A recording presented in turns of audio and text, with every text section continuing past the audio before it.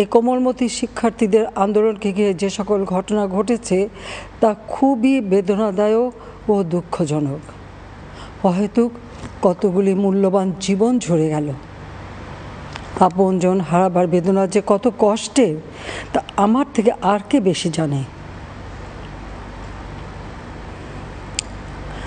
যারা মৃত্যুবরণ করেছে তাদের আত্মার মাগফিরাত কামনা করছি। পরিবারের সদস্যদের প্রতি গভীর সমবেদনা জানাচ্ছি। আমি প্রতিটি হত্যাকাণ্ডের নিন্দা জানাই। যে সকল ঘটনা ঘটেছে তা কখনোই কাম্য ছিল না। চট্টগ্রামে সন্ত্রাসীরা বহুতল ভবনের ছাদ থেকে ছাত্রদের হত্যার উদ্দেশ্যে নির্মমভাবে নিচে ছুঁড়ে ফেলে দিয়েছে।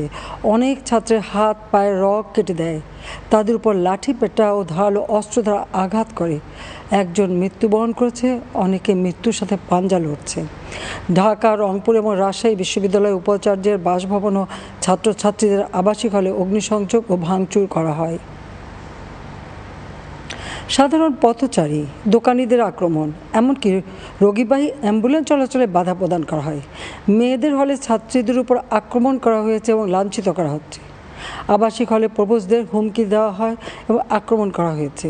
শিক্ষকদের উপর চড়াও হয়ে তাদের গায়ে হাত তোলা হয়েছে।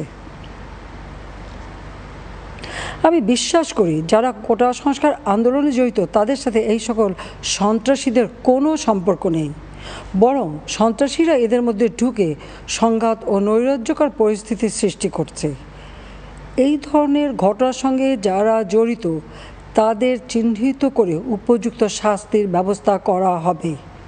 যারা হত্যাকাণ্ডের শিকার হয়েছে তাদের পরিবারের জন্য জীবন জীবিকা নির্বাহের ক্ষেত্রে যে সহযোগিতা দরকার তা আমি করব। আমি দ্ব্যর্থহীনভাবে ঘোষণা করছি, যারা হত্যাকাণ্ড, লুটপাট ও সন্ত্রাসী কর্মকাণ্ড চালিয়েছে, এরা যেই হোক না কেন, তারা যেন উপযুক্ত শাস্তি পায় সে ব্যবস্থা নেওয়া হবে। আমি আরও ঘোষণা করছি, হত্যাকাণ্ড সহ যে সকল অনভিপ্রেত ঘটনা ঘটেছে সুষ্ঠু ও ন্যায় বিচারের স্বার্থে সে সকল বিষয়ে বিচার বিভাগীয় তদন্ত করা হবে।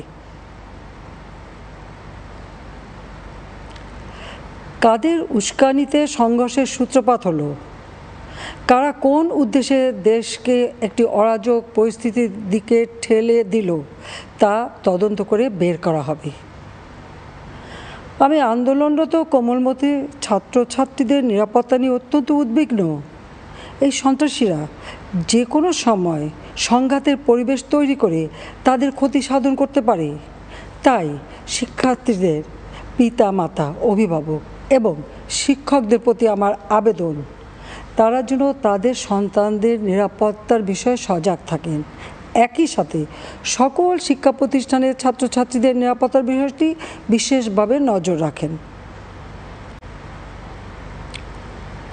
সরকার হাইকোর্টের রায়ের বিরুদ্ধে সর্বোচ্চ আদালতে আপিল করেছে।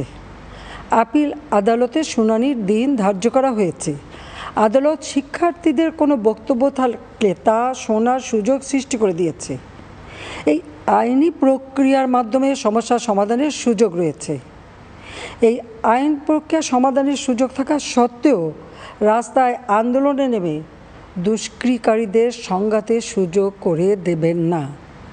সর্বোচ্চ আদালতের রায় আসা পর্যন্ত ধৈর্য ধরে অপেক্ষা করার জন্য আমি সকলকে বিশেষভাবে অনুরোধ জানাচ্ছি। আমার বিশ্বাস আমাদের ছাত্র সমাজ উচ্চ আদালত থেকে ন্যায় বিচারই পাবে, তাদের হতাশ হতে হবে না।